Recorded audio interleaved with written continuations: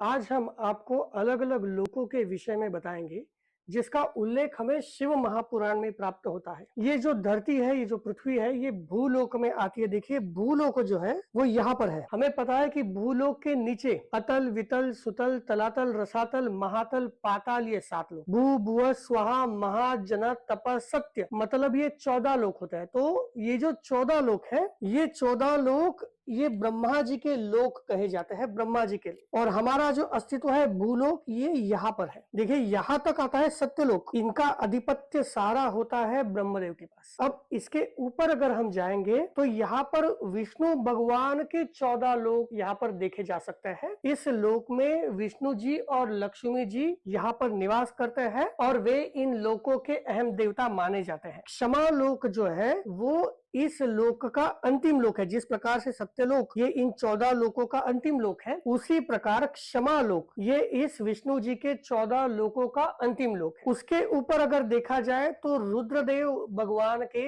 28 लोक होते हैं। मतलब विष्णु जी भगवान के 14 लोकों के ऊपर, क्षमा लोक के ऊपर भी 28 लोक होते हैं। शुचि लोक ये अंतिम लोक होता है यहाँ पर। अब रुद्रदेव भगवान के 28 लोक होने के पश्चात उसके ऊपर 56 लोक होते हैं, जिनके अधिपति महेश्वर भगवान होते हैं। अहिंसा लोक ये अंतिम लोक होता है महेश्वर भगवान के 56 लोकों का। अगर इसके ऊपर देखा जाए तो इसके ऊपर काल चक्र होता है और यहाँ पर काल चक्र के ऊपर हमें यहाँ पर 5 आवरण देखने को प्राप्त होते हैं। अब ये जो 5 आवरण है, इन 5 आवरणों के 5 अलग अलग देवता होते हैं। उसके अंदर 5 मंडप होते हैं। 5 मंडपों के अंदर गर्भगृह होता है। अब ये जो 5 आवरण है, 5वें आवरण के बाहर सत्योजात भगवान होते हैं। चौथे आवरण के यहाँ पर वामदेव भगवान, तीसरे आवरण के यहाँ पर अघोर भगवान, दूसरे आवरण के यहाँ पर सांब शिव भगवान, प्रथम आवरण के यहाँ पर ईशान भगवान होते हैं। अब ये चौथे आवरण में ब्रह्म चक्र होता है जहाँ और सृष्टि और मोह होते हैं। फिर विष्णु चक्र होता है जहाँ पर भोग और मोह होते हैं। फिर रुद्र चक्र होता है जहाँ पर कोप और मोह होते हैं। उसके पश्चात ईश्वर चक्र होता है जो भ्रमण युक्त होता है